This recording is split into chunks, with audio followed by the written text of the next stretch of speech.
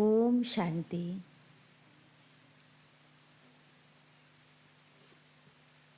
आज हम जानेंगे, जैसे कल सुने थे, राजयोग का आधार है ना। योग का अर्थ होता है याद, और किसी भी व्यक्ति को भी याद करने के 4 आधार हैं: परिचय, संबंध और स्नेह और प्राप्ति। ये 4 आधार हैं। परमात्मा को भी हमें इन्हीं 4 आधारों पर याद करना है। तो सबसे पहला परिचय। परिचय मिल गया, परमात्मा कौन है, कहाँ रहते हैं, उनका स्वरूप क्या है, उनका गुण क्या है, तो उनके साथ हमारा योग लगाना सहज हो जाता है। सहज हो जाता है ना, हमारी बुद्धि का भटकना समाप्त हो जाता है। जैसे आप देखेंगे, जैसे कन्या है, जब उसकी सगाई हो जाती है तो उसको फिक्स हो जाता है कि यही मेरा होने वाला पति है, तो उसका बुद्धि का भटकना समाप्त हो जाता है। तो उसी प्रकार जब परमात्मा के बारे में हमको पता चल गया कि यही परमात्मा है, यही ज्योति बिंदु स्वरूप है, यही निराकार है, यही सर्व आत्माओं के पिता है, यही गुणों के भंडार है, यही सर्वशक्तिवान है, तो अब उन पर बुद्धि को टिकाना हमारे लिए सरल हो जाता है। अब हमारी बुद्धि भटक नहीं सकती। हम इसको याद करें कि इसको याद करें, इनसे प्राप्ति होगी कि इनसे प्राप्ति होगी। अगर बुद्धि भटकी तो हम एकाग्र नहीं हो पाएंगे, और जो प्राप्ति हमें परमात्मा से होना चाहिए वो हमें नहीं हो पाएगी। जैसे वो सुनाते हैं ना कि एक बार एक पंडित जी था, तो वो पंडित जी बहुत भक्ति करता था। वो माने देवी का भक्त था। तो वो देवी का भक्त था, तो उसका एक बार बेटा बीमार पड़ गया। तो बेटा जब बीमार पड़ा तो उसने देवी को खूब याद किया, खूब याद किया। तो बोले कि किसी ने आकर उनको सुना दिया कि कोई देवी थोड़ा ना तुम्हारे बेटे को ठीक कर पाएगी। आजकल बोले कि विघ्न विनाशक तो गणेश है, और विघ्न विनाशक गणेश ही वो आपके दुख को और संकट को हर सकते हैं, इसलिए तुम गणेश को याद करो। अब वो गणेश की भक्ति करना प्रारंभ कर दिया। 2 दिन 4 दिन गणेश की भक्ति किया। अब किसी ने आकर उनको, और पड़ोसी ने आकर सुना दिया, अरे गणेश थोड़ा ना कुछ कर सकता है, संकट मोचन तो हनुमान है, तुम उसकी भक्ति करो तो वो तुम्हारा संकट जरूर हरेगा। अब वो गणेश की भक्ति को छोड़ के हनुमान की भक्ति करना प्रारंभ कर दिया। अब वो 2 दिन 4 दिन हनुमान की भक्ति करता रहा, लेकिन फिर किसी ने आकर सुनाया कि अरे अभी फलाने जगह पर न एक साधु आया है, तो वो साधु का बड़ा प्रभाव है, आप उसके पास एक बार जाओ, वो शायद आपके कष्ट को दूर कर दे।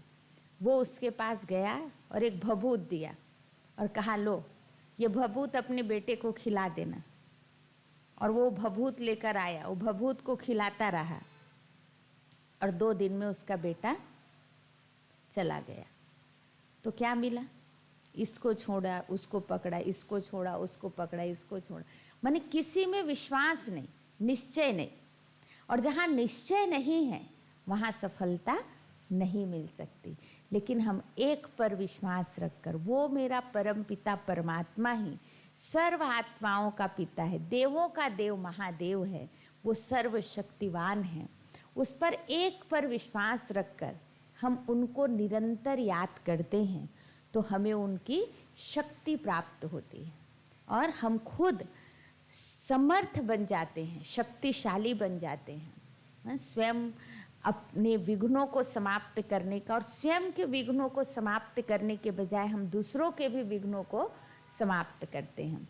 तो इसलिए हमें विश्वास चाहिए। सबसे पहला चाहिए निश्चय, विश्वास। विश्वास अगर है तो सफलता जरूर मिलती है, अगर विश्वास नहीं है तो सफलता मिलेगी ही नहीं। निश्चय नहीं है तो कहते हैं ना, निश्चय बुद्धि विजयंती। जहाँ निश्चय है वहाँ हमारी विजय निश्चित है। तो इसलिए उस परमात्मा में निश्चय रखकर हमें आगे बढ़ना है। जैसे सुनाते हैं कि एक बार एक मतलब डॉक्टर था, तो वो जो डॉक्टर था वो कैंसर स्पेशलिस्ट था और उसके किसी कार्य के कारण अमेरिका में उनको एक अवार्ड मिलने वाला था। तो वो उस अवार्ड को लेने का बहुत आतुर था, क्योंकि वो उसके मेहनत का फल था। तो उसको मतलब निश्चित टाइम पर जाना था। उसने फ़्लाइट पकड़ा और फ्लाइट पकड़ने के बाद जैसे फ़्लाइट उड़ान भरी तो अचानक ही मौसम ख़राब हो गया और मौसम ख़राब होने के कारण 2-3 घंटे के बाद फ़्लाइट जो है वो एक स्थान पर जाकर लैंड कर गई। अब वो सोचा मैं समय पर तो पहुंच नहीं पाऊंगा, पता नहीं यहाँ से कितना दूर है अभी जहाँ मैं जाने वाला हूँ, तो अब मैं क्या करूँ। तो पता लगाया कि यहाँ से हम टैक्सी से भी जल्दी पहुँच सकते हैं। तो उसने टैक्सी लिया। उसके बाद वहाँ जाना मतलब उसमें रवाना हुआ। और जैसे टैक्सी से रवाना हुआ तो मौसम और ज़्यादा बिगड़ गया, चारों तरफ लगभग अंधेरा छा गया और रास्ता दिखना बंद हो गया और वो एकदम भटक गए। भटकते भटकते रात हो गई, भूख प्यास से एकदम वो बहुत परेशान भी हो गए। और एकदम मौसम ख़राब होने के कारण जो ड्राइवर था उसने कहा अब तो हम गाड़ी चलाना असंभव है हमारे लिए, हम गाड़ी नहीं चला पाएंगे। तो सामने उनको एक रोशनी दिखाई दी, तो उस रोशनी को में मतलब वो उस एक मकान था, छोटा सा झोपड़ी था, वहाँ पहुँचे। जब वहाँ पहुँचे तो दरवाज़ा खटखटाया तो एक बुजुर्ग महिला बाहर निकली और उन्होंने कहा आइए अंदर बैठिए आप लोग, क्योंकि मौसम बहुत ज़्यादा ख़राब है और आप लोग यहाँ थोड़ी देर बैठ जाओ। तो वो जब अंदर जाके वो डॉक्टर बैठे और उन्होंने पानी मांगा, तो वो जो महिला थी वो उनको पानी ला कर दी उस महिला ने। और जैसे पानी ला कर दी तो उसको समझ गई कि ये केवल प्यासा ही नहीं है लेकिन भूखा भी है, और कुछ उसको खाने पीने का भी कुछ ला कर दे। उसके बाद उस महिला ने कहा कि चलो थोड़ी सी हम प्रार्थना कर लेते हैं। तो डॉक्टर मार्क ने कहा मतलब वो जो डॉक्टर थे उन्होंने कहा कि मुझे इस प्रार्थना में विश्वास नहीं है, आप अपनी प्रार्थना कर लो। तो सामने ही पूजा का कमरा था, वो डॉक्टर यहाँ ऐसे बैठे हुए थे और वहाँ पर एक बच्चा लेटा हुआ था और वो माता बहुत लगन से भक्ति कर रही थी, प्रार्थना कर रही थी और उसको देखकर लग रहा था कि शायद ये महिला जो है कोई बहुत बड़ी मुसीबत में है। वो बुजुर्ग महिला बहुत कोई मुसीबत में है और अपनी प्रार्थना पूरी करने के बाद वो आकर वहाँ पर बैठी। और बैठने के बाद डॉक्टर मार्क्स जो थे उनसे पूछा, उसको नहीं पता है वो महिला को कि ये कौन है ना। तो उनसे पूछा कि आपको विश्वास है कि आपकी प्रार्थना पूरी होगी। उसने कहा कि अभी तक तो पूरी नहीं हुई है, लेकिन मुझे विश्वास है कि मेरी प्रार्थना अवश्य पूरी होगी। और उसने बताया कि मेरा ये पोता है, इसके माता पिता दोनों इस संसार से चले गए हैं और मेरा ये पोता ही एक सहारा है, लेकिन इसको भी एक बहुत बड़ी बीमारी है और लोग कहते हैं कि इस बीमारी का इलाज केवल डॉक्टर मार्क के पास ही है और मेरे पास इतने पैसे नहीं हैं कि मैं उस डॉक्टर के पास अपने पोते को ले जा सकूं, लेकिन एक ना एक दिन भगवान मेरी बात जरूर सुनेंगे।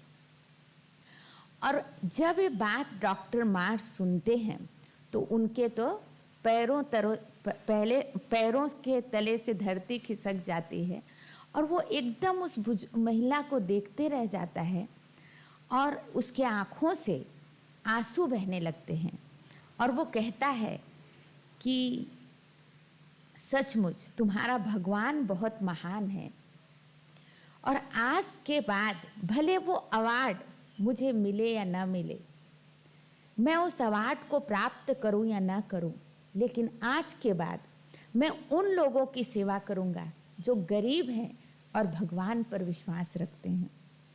और उन्होंने तुरंत उस बच्चे का इलाज शुरू कर दिया। तो ये है निश्चय, विश्वास।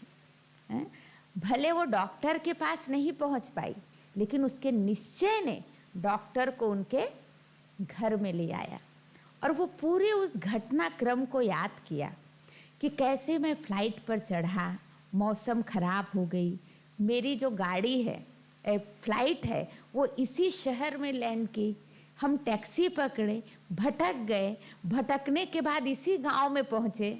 वो पूरा उसको घटनाक्रम एकदम सामने, आंखों के सामने दिखाई देने लगा कि कैसे परमात्मा ने मुझे खींचकर इस मकान तक पहुंचाया, है ना। तो जहाँ पर हमारा विश्वास है, वो विश्वास की विजय, उस निश्चय की विजय अवश्य होती है। इसलिए हमें उस परम पिता परमात्मा पर जब विश्वास करके उनको याद करते हैं तो हमें हर कार्य में सफलता जरूर प्राप्त होती है। और वो तो सुप्रीम है, परम है, सर्वशक्तिवान है। वो हमारा पिता है और हम उनके बच्चे हैं। अगर वो पिता को हम जो काम के लिए बोले तो वो पिता हमारी बातें अवश्य सुनता है। केवल निश्चय, हम उन पर निश्चय और भावना रखें। भगवान को बांधने के दो ही रस्सियां हैं, भावना और निश्चय। ये विश्वास और भावना की डोर पर हम भगवान को बांधकर सब कुछ करा सकते हैं। जैसे गायन भी है ना, गोप गोपियों ने भगवान को ये दो ही रस्सी पर बांधकर उनसे जो चाहे करवा लेती थी, निश्चय और भावना की रस्सी, और इससे वो जो चाहे करवा लेती थी। तो ऐसे ही उस परम पिता परमात्मा को ये दो रस्सियों में हम भी बांधकर उनको जैसा चाहे वैसा करवा सकते हैं। इसलिए वो विश्वास और निश्चय चाहिए। फिर परमात्मा से, जैसे आपको बताया कि हमको सबसे पहले मनन चिंतन करना है, आत्मचिंतन और परमात्म चिंतन, जिसकी विधि आपको कल बताए थे। आत्मचिंतन, परमात्म चिंतन के बाद जब हमारा मन अगर इधर उधर भाग जाता है तो हमें परमात्मा के साथ बातें करनी है, रूह रिहान करना है। परमात्मा से जैसे पुत्र अपने पिता से बात करता है, हमें भी परमात्मा के साथ बातें करनी है। तो कैसे बात करना है, एक मतलब क्या क्या चाहिए बात करने के लिए। तो सबसे पहले जैसे देखो, मान लो हमको आपसे बात करनी है ना, और आप घर में हैं, हम यहाँ हैं, तो कैसे बात करते हैं, कैसे बात करेंगे, हैं? मोबाइल से, है ना। ये आजकल तो मोबाइल, फ़ोन, इससे बात करते हैं, मोबाइल और फ़ोन से ही बात करते हैं। तो चलो, आपके पास भी मोबाइल है, मेरे पास भी मोबाइल है, लेकिन उसका नंबर नहीं है, तो नंबर भी चाहिए, है? चलो नंबर भी है, लेकिन अगर आपका फ़ोन इंगेज है तो भी मेरी बात आपसे नहीं हो पाएगी। तो सबसे पहली बात तो हम यहाँ के रहने वाले हैं, परमात्मा परम धाम के वासी हैं। तो परमात्मा से बात करने के लिए हमारा जो मन बुद्धि है वो बिल्कुल व्यर्थ और निगेटिव बातों से फ्री हो। अगर व्यर्थ और निगेटिव बातों में हमारा मन इंगेज होगा तो परमात्मा से कभी भी बातें नहीं हो पाएगी। तो पूरी तरह से स्वयं को व्यर्थ से मुक्त रखें, व्यर्थ और निगेटिविटी से, तब परमात्मा से हमारा डायरेक्ट कनेक्शन हो सकता है। दूसरी बात, परमात्मा से बात करने के लिए वो नेटवर्क कभी भी बिजी नहीं रहता है, बस हमारा मन बुद्धि बिजी ना रहे, वो नेटवर्क सदा फ्री है। तीसरी बात, परमात्मा से बात करने के लिए टेलीफोन नंबर क्या है, मोबाइल नंबर क्या है, तो परमात्मा से बात करने का मोबाइल नंबर है 0001। क्या है? 0001। ठीक है, वो शायद इस फोन में ना लगे, लेकिन मन के फोन में ये 0001 अगर हम लगाते हैं तो तुरंत कनेक्शन जुड़ जाता है। अब ये 0001 क्या है? तो जैसे आप देखेंगे, जब हम एसटीडी कॉल लगाते हैं, है ना, लोकल कॉल में तो जीरो लगाने की कोई आवश्यकता नहीं है, लेकिन जब हम एसटीडी कॉल लगाते हैं हमारे शहर से हमारे राज्य से बाहर, तो हम क्या करते हैं, 0 डायल करते हैं। और जैसे 0 डायल किया तो लोकल नंबर कट होके एसटीडी लाइन जुड़ जाती है। लेकिन अगर हमको विदेश बात करना है तो क्या करते हैं, हम 00 डायल करते हैं। और जैसे हमने 00 डायल किया तो एसटीडी लाइन भी कट होकर इंटरनेशनल नंबर जुड़ जाता है। लेकिन परमात्मा जहाँ रहते हैं, परम धाम, वो तो विदेश का भी विदेश है, डबल विदेश है वो क्या है, डबल विदेश। इस दुनिया से भी, उस देश, दूसरे देश से भी पार वो परम धाम है। इसलिए वहाँ पर आवश्यकता है 000 की। अब ये 000 क्या है? तो सबसे पहले जब हम योग में बैठते हैं, मेडिटेशन में बैठते हैं, तो हम पहला संकल्प करते हैं, मैं शरीर नहीं आत्मा हूँ, मैं ज्योति बिंदु स्वरूप हूँ, मैं चमकता हुआ दिव्य सितारा हूँ, मैं शांत स्वरूप आत्मा हूँ, मैं प्रेम स्वरूप आत्मा हूँ। जैसे हमने आत्मचिंतन प्रारंभ किया तो देह और देह के संबंधों से हमारा कनेक्शन कट हो जाता है ना। देह और देह के संबंधों से हमारा कनेक्शन कट। तो अपने आप को ज्योति बिंदु आत्मा समझना, ये है पहला 0 लगाना। ठीक है। दूसरा 0 लगाना अर्थात वस्तु से अपना संबंध तोड़ना। मेरा कुछ नहीं, सब कुछ ईश्वर का है, तो सब कुछ ईश्वर का समझना, यह है दूसरा 0 लगाना। सब कुछ ईश्वर का समझना, यह है दूसरा 0 लगाना। कई बार व्यक्ति से तो हमारा संबंध टूट जाता है, लेकिन वस्तु से संबंध तोड़ना हमारे लिए मुश्किल हो जाता है। जब व्यक्ति शमशान घाट में जाता है तो व्यक्ति से तो संबंध टूट गया, लेकिन वैराग्य आता है वहां पर, बेचारा क्या ले गया, अपने साथ कुछ भी नहीं ले गया, इतना सब कुछ जीवन में किया, कुछ भी नहीं ले गया, खाली हाथ जा रहा है। लेकिन जैसे शमशान घाट से बाहर निकला, क्या सोचता है, मेरे लिए क्या छोड़ा, मेरे लिए क्या उन्होंने मेरे नाम पर क्या किया, तुरंत भावना आ जाती है ना। तो वस्तु से संबंध टूटना ये हमारे लिए कठिन होता। मैंने बनाया है, मैंने इसको मेहनत करके बनाया है, तो वस्तु से हमारा मोह हो जाता है।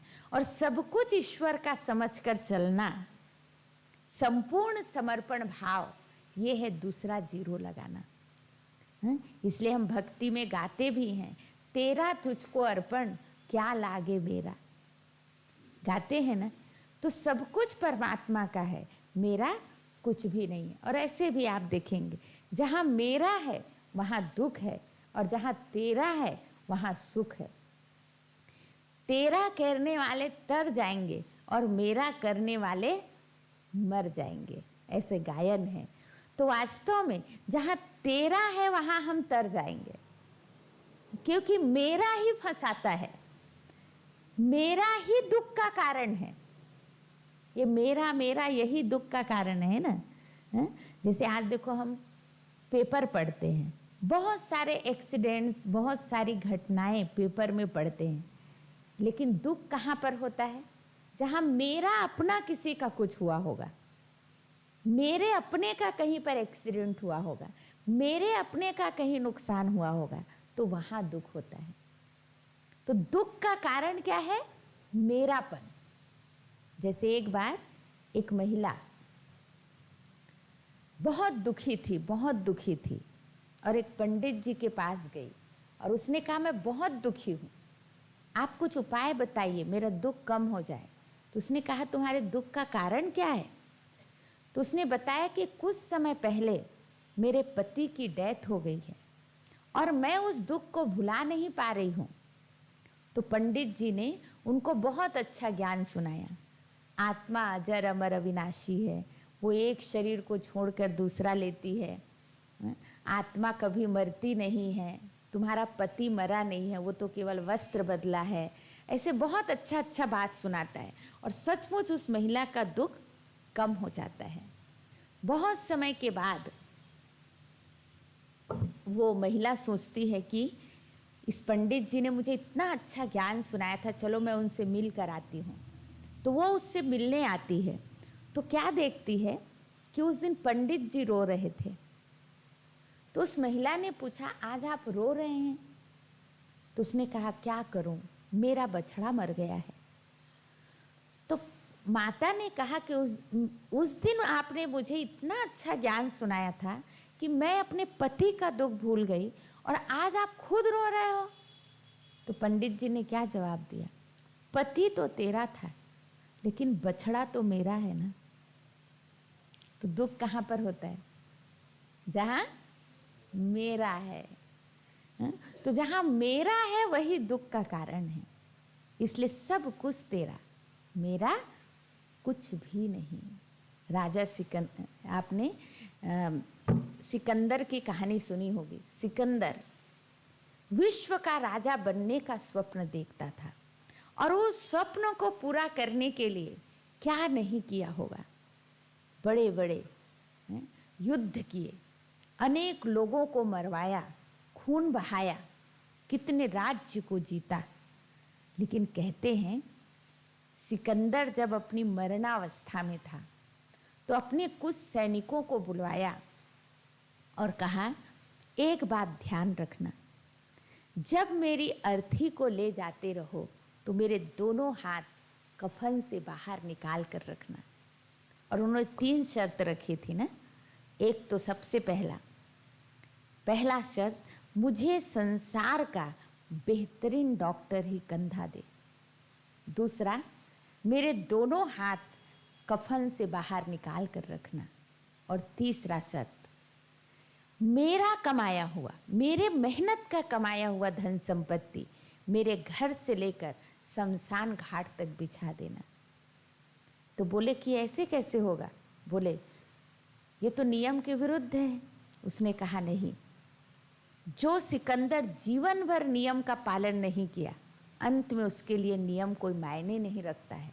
लेकिन हाँ, लोगों को ये सीख मिलेगी कि संसार का धन संपत्ति अंत में कुछ भी काम नहीं आता है।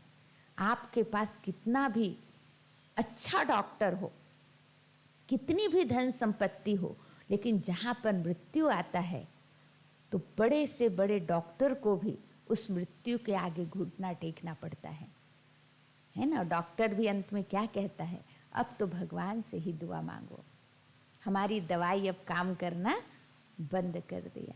वो भी अंत में क्या कहते हैं, भगवान से ही दुआ मांगो। तो लोगों को ये शिक्षा मिले। दूसरा बात, मेरे दोनों हाथ कफन से बाहर निकाल कर रखना, ताकि लोगों को ये शिक्षा मिले, खाली हाथ आए थे और खाली हाथ जाना है, हमारे साथ कुछ भी जाने वाला नहीं है। और तीसरा, धरती का कमाया हुआ धरती पर ही रह जाएगा। ये शिक्षा लोगों को मिले। और इस तरह हम देखते हैं कि हमारे साथ कुछ भी साथ नहीं जाता है। जीवन भर हम जिसको मेरा मेरा कहते हैं वही हमें धोखा देता है।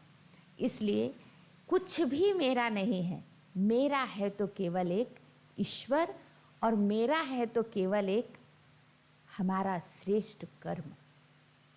यही हमारे साथ जाता है, श्रेष्ठ कर्म ही हमारे साथ जाता है, और कुछ भी हमारे साथ जाने वाला नहीं है। इसलिए एक ईश्वर को अपना साथी बनाना है और सदा श्रेष्ठ कर्म करते रहना है, ताकि हम शरीर छोड़े तो हमारा जीवन बहुत निश्चिंत और खुशनुमा हो, जिसके आधार पर हमारा अगली यात्रा निर्धारित होगी। और तीसरा जीरो लगाना, अर्थात इस दुनिया को साक्षी होकर देखना, दुनिया को एक साक्षी भाव से देखना, दर्शक बनकर देखना है?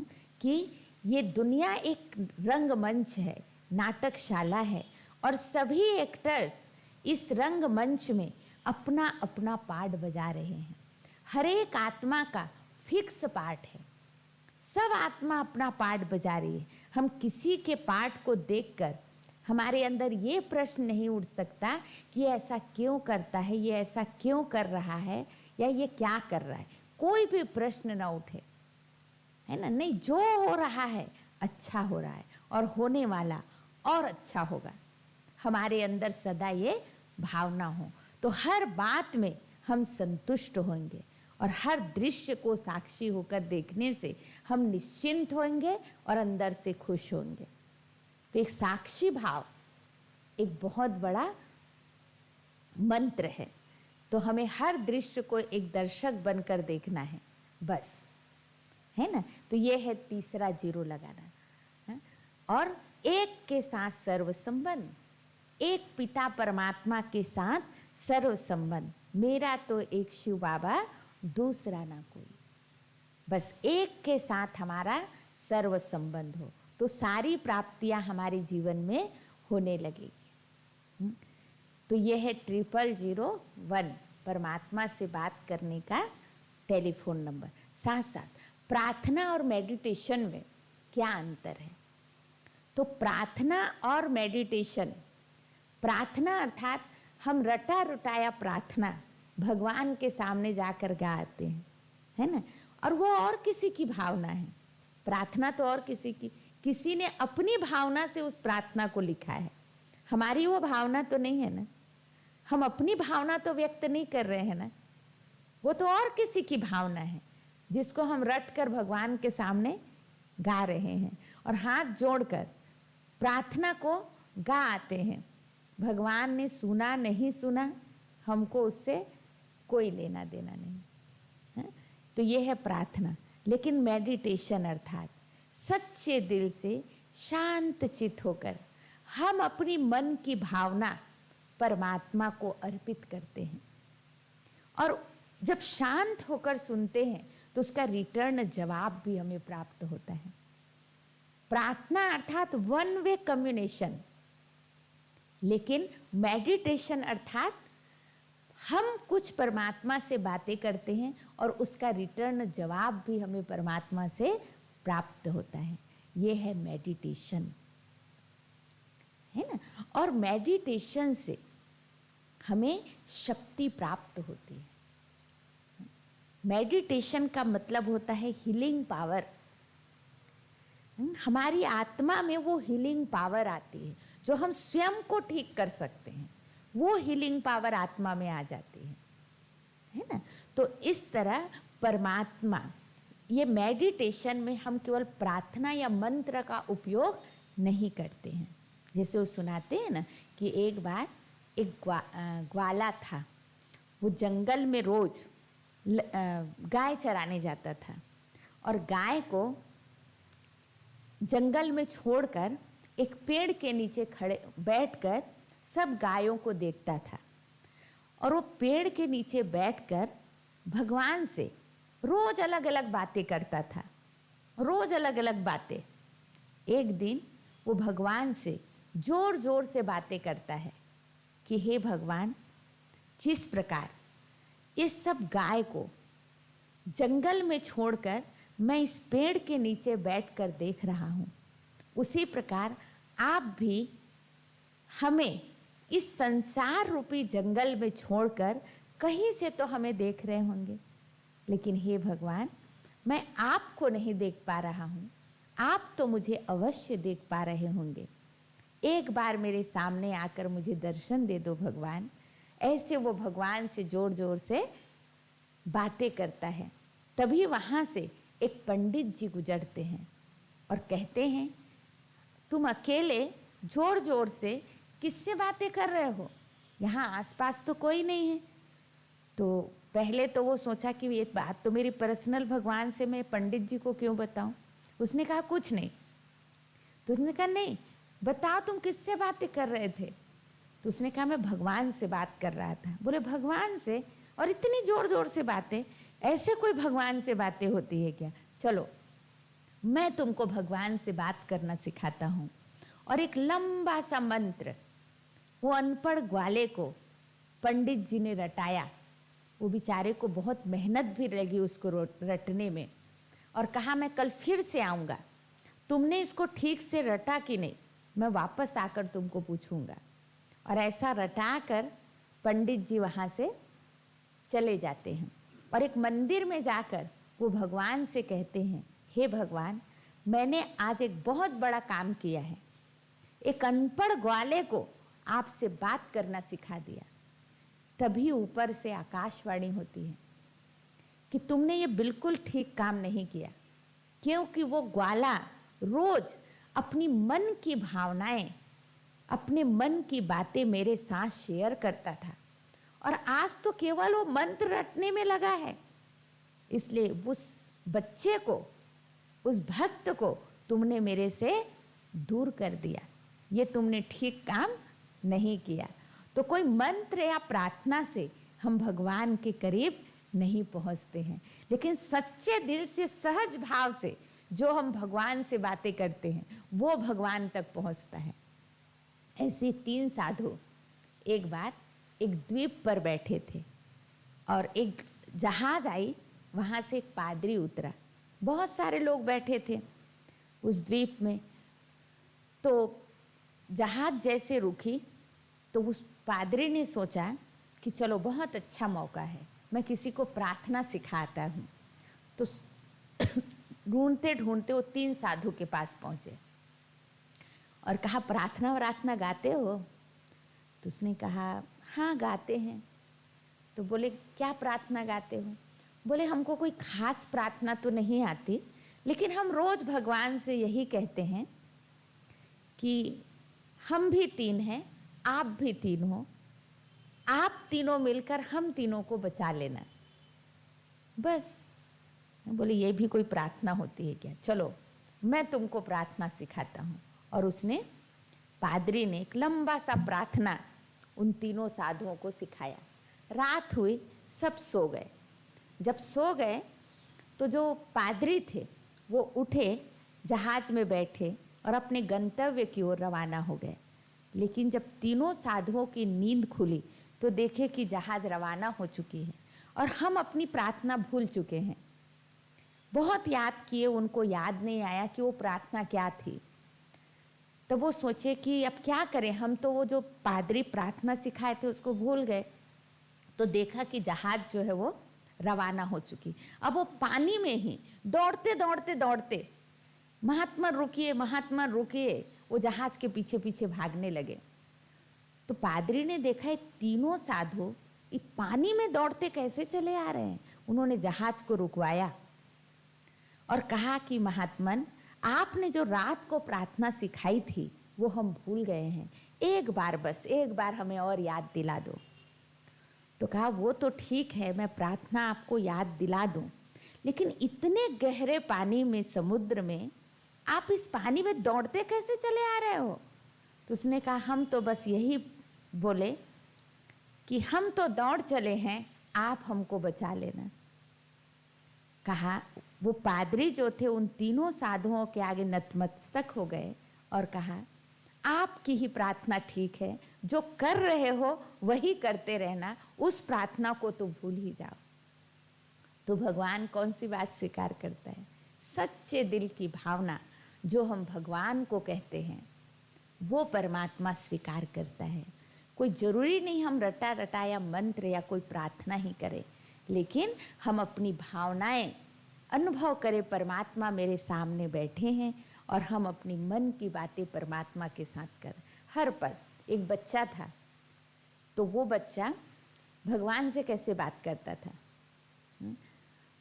वो कैसे समर्पण भावना थी उस बच्चे के अंदर। हम उनके घर गए, उनसे, उनके पूरे परिवार ज्ञान में चलते थे, तो उनसे पूछा कि बेटा एक मकान किसका है?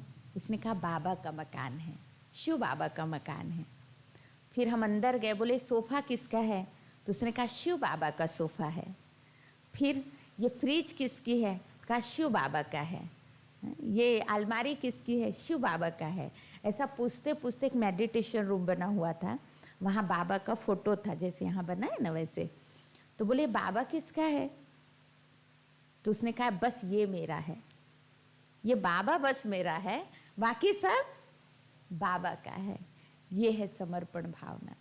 बस बाबा मेरा है, बाकी सब बाबा का है ना। तो बाबा जो है वो सचमुच ये बात करने का तरीका, और वो हर बात में कहता था, बाबा मैं स्कूल जा रहा हूँ, मेरे साथ चलो। बाबा आओ, मैं भोजन खा रहा हूँ। बाबा चलो, मैं खेलने जा रहा हूँ, आप भी मेरे साथ चलो। हर बात में वो ऐसा कहता था। यही तो बात करना है भगवान के साथ। और भगवान को कितना अच्छा लगता होगा ये सब चीज़ें, है ना।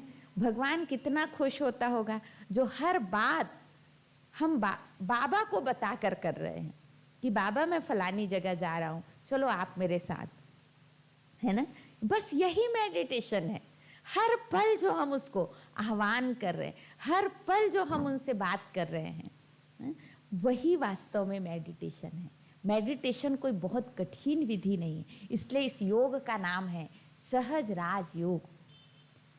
सहज है ये बिल्कुल।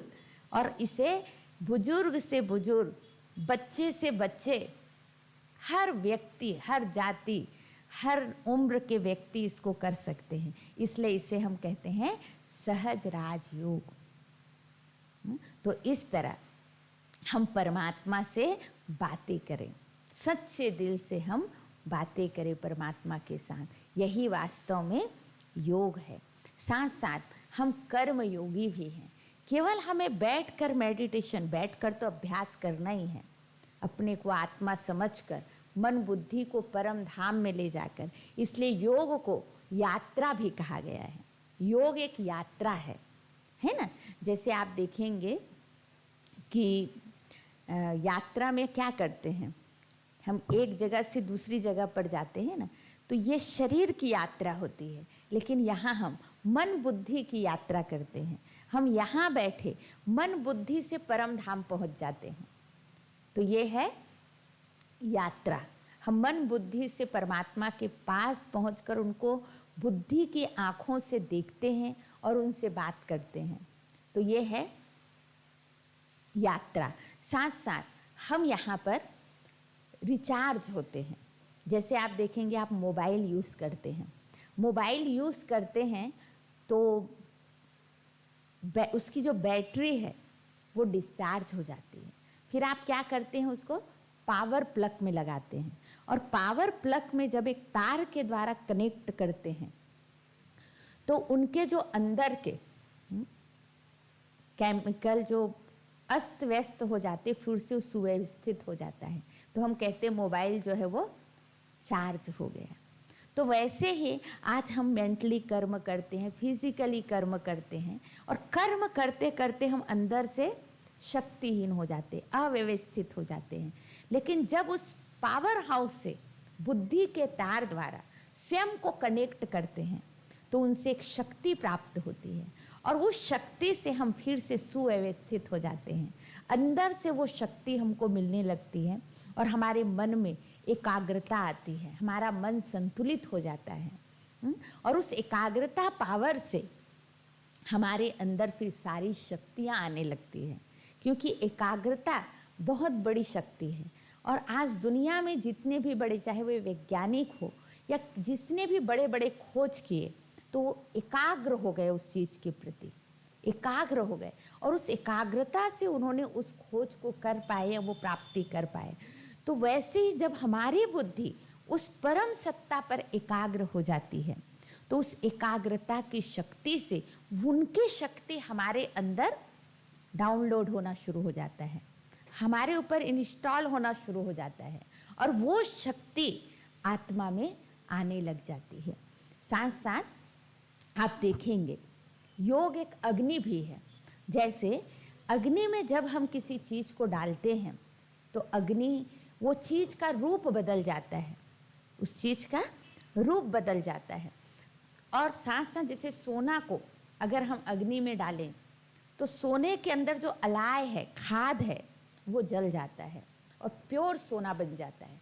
उसी प्रकार एक परमात्मा याद की लगन की अग्नि में जब हम स्वयं को तपाते हैं तो उस परमात्मा याद की लगन की अग्नि से हमारी आत्मा के अंदर जो जन्म जन्मांतर का पाप है वो भस्म हो जाता है, और आत्मा पवित्र बनने लगती, पावन बनने लगती है। आत्मा के विकारों का जो खाद है वो जल कर भस्म हो जाता है और हमारा योग परमात्मा से लग रहा है, उसकी निशानी होगी कि हमारी अंदर एकाग्रता पावर आ जाएगी, है ना। मन इधर उधर भटकना समाप्त हो जाएगा। साथ साथ हमारे जो विचार हैं वो पॉजिटिव हो जाएंगे, निगेटिविटी हमारे अंदर से पूरी तरह से समाप्त हो जाएगी और पॉजिटिव विचार आने लगेंगे। हमारे जीवन से तनाव खत्म हो जाएगा, है ना, टेंशन खत्म हो जाएगा। हमारे अंदर शांति की अनुभूति होने लगेगी, सुख की अनुभूति होने लगेगी, एक आनंद की अनुभूति होने लगेगी जब हमारा योग परमात्मा के साथ जुड़ जाएगा। तो 1 दिन, 2 दिन, 4 दिन, 1 सप्ताह में धीरे धीरे धीरे धीरे वो एकाग्रता आने लगती है। आपकी लगन के हिसाब से जितनी एकाग्रता से आप करेंगे उतना आप जल्दी उसमें एकाग्र हो पाएंगे।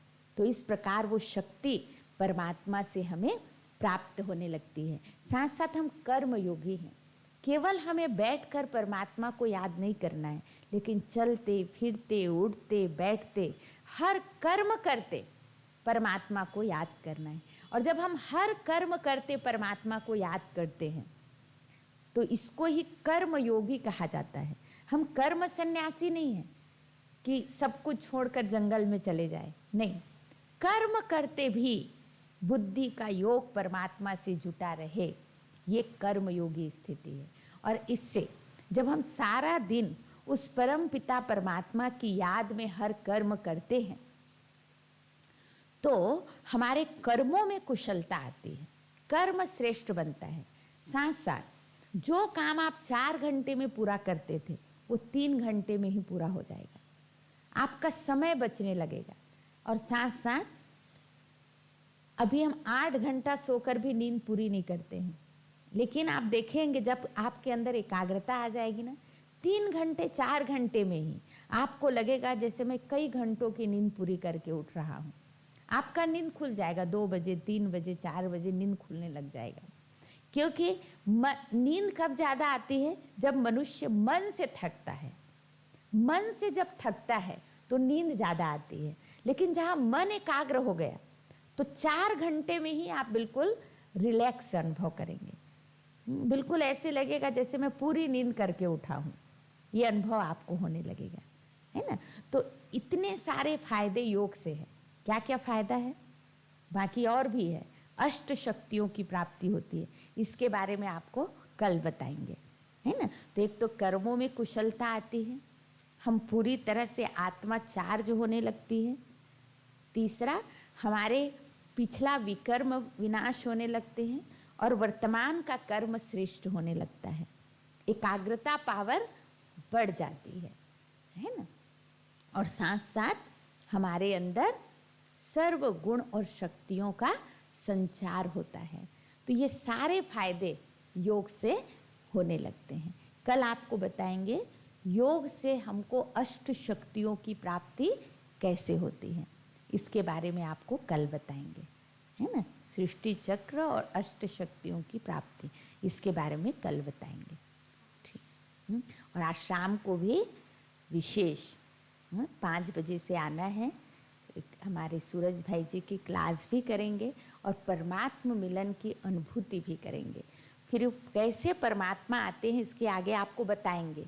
दादी जी के तन में परमात्मा की कैसे प्रवेशता होती है, पहले परमात्मा कैसे बाबा के तन में, ब्रह्मा बाबा के तन में आते थे, फिर ब्रह्मा बाबा ने अपना देह त्याग किया और ब्रह्मा बाबा 18 जनवरी 1969 को शरीर छोड़ने के पश्चात फिर बाबा ने दूसरा रथ चुना और वो था गुलजार दादी।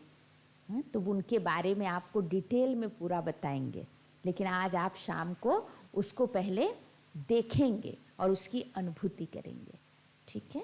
तो अभी हम सब 5 मिनट उस परम पिता परमात्मा के स्मृति में बैठते हैं, विजुलाइज करेंगे, कमेंट्री देंगे आपको। उस कमेंट्री के आधार पर हम उस परमात्मा मिलन की अनुभूति करेंगे। तो एकाग्र हो जाएंगे, अपना पूरा ध्यान अन्य सभी बातों से हटाकर मस्तक के बीचों बीच एकाग्र कर ले। स्वयं के स्वरूप को ध्यान से देखें। मैं मस्तक सिंहासन में विराजमान अति सूक्ष्म ज्योति बिंदु स्वरूप हूँ। एक चमकता हुआ दिव्य सितारा हूँ, लाइट का पुंज हूँ।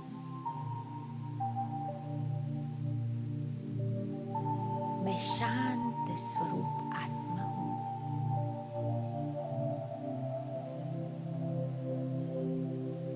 मैं इस शरीर में विराजमान हूँ।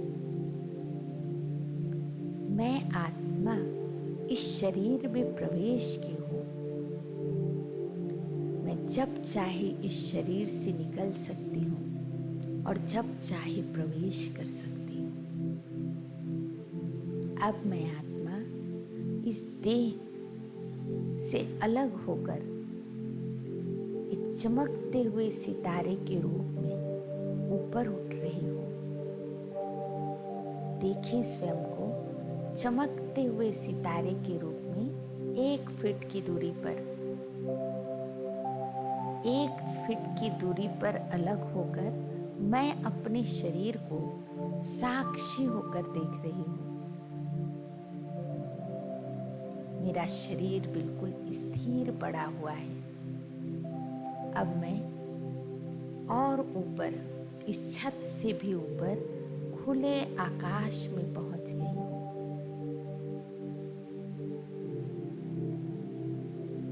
सूर्य, चांद, तारागण की दुनिया में मैं स्वयं को अनुभव कर रही हूँ। अन्य सितारों की तरह मैं आत्मा सितारा भी प्रकाशवान हूँ। मुझ आत्मा सितारे की चमक अन्य सभी सितारों से ज्यादा चमकदार है। मैं चमकता हुआ सितारा अब इस सूर्य, चांद, तारों की दुनिया को भी पार करते हुए और ऊपर जा रही हूँ। बहुत दूर एक लाल प्रकाश की दुनिया में प्रवेश कर रही हूँ, जहाँ सुनहरा लाल प्रकाश छाया हुआ है। इस सितारों की दुनिया में मेरे जैसे और भी सितारे यहाँ विद्यमान हैं। सब सितारे अपने अपने स्थान पर अपना चमक फैला रहे हैं। मैं सितारा ज्योति बिंदु आत्मा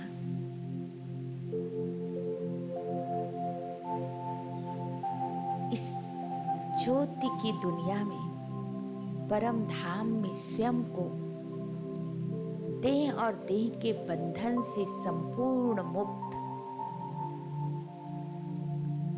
एक दिव्य सितारे के रूप में अनुभव कर रही हूँ। और सबसे ऊपर एक अति प्रकाशवान चमकदार सितारा देख रही हूँ। धीरे धीरे मैं उनके करीब जा रही हूँ। यही मेरे परम पिता परमात्मा शिव बाबा हैं, जो अति प्रकाशवान है, जो शांति के सागर है, प्रेम के सागर है, सुख के सागर है, सर्वशक्तिवान है। यही मेरे माता पिता हैं। आज मैं उनके बिल्कुल करीब हूँ। उनको सम्मुख पाकर मैं भाव विभोर हो रही हूँ। उनसे निकलता दिव्य प्रकाश मुझ आत्मा में समाहित हो रहा है और मैं आत्मा और चमकदार बन रही हूँ। परमात्मा पिता से निकलता पवित्रता की श्वेत किरणें मुझ आत्मा में समा रही है। इस श्वेत पवित्रता की किरणों को पाकर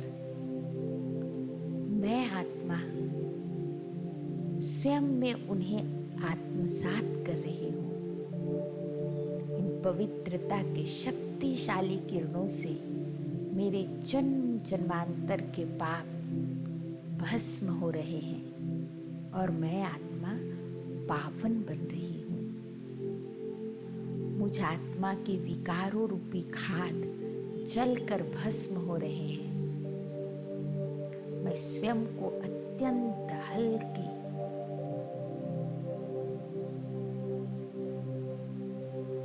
और शांत अनुभव कर रही हूँ।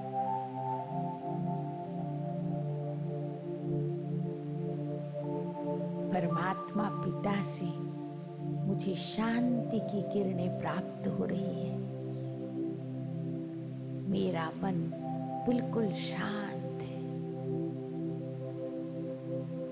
शांति और शक्ति की किरणों को भरकर अब मैं धीरे धीरे वापस नीचे की ओर आ रही हूँ और प्रवेश करती हूँ अपने शरीर में, मस्तक के बीचों बीच।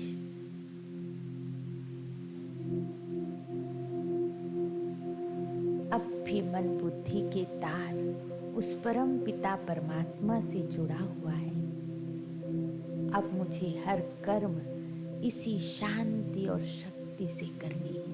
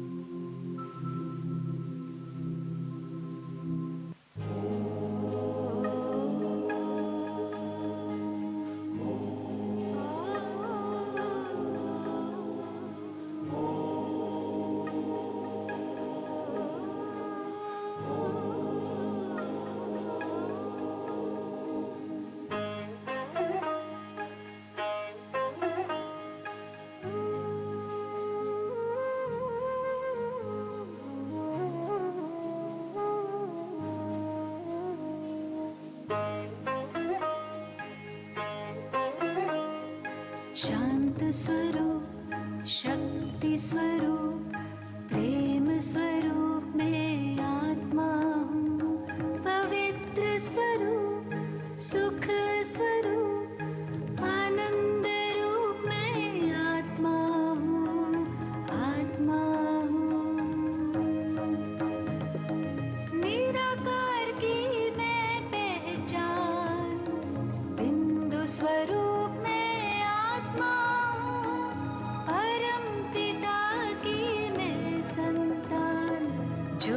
स्वरूप में आत्मा हूँ। शांत स्वरूप, शक्ति स्वरूप, प्रेम स्वरूप में आत्मा हूँ।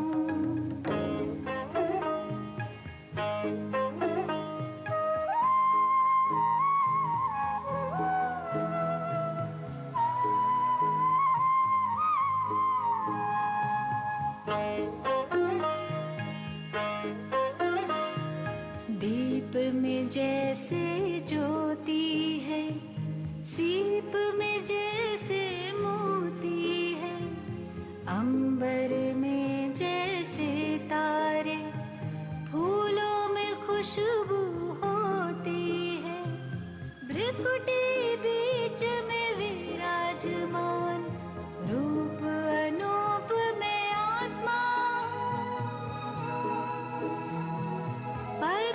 पिता की मैं संतान, ज्योति स्वरूप में आत्मा हूँ। शांत स्वरूप। ओम शांति। कल तो